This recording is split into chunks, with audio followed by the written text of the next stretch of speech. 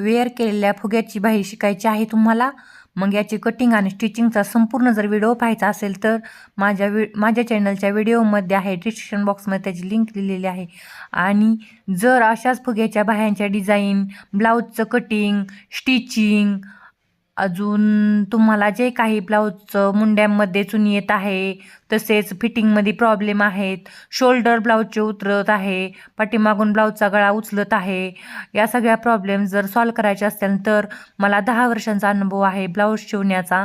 आणि तुम्ही काय करा, रोज सकाळी 11 वाजता मी लाईव्ह चॅनलवरती येते. तुम्ही त्यात कमेंटमध्ये तुमचे प्रश्न विचारा, मी त्यांचं उत्तर तुम्हाला देईन.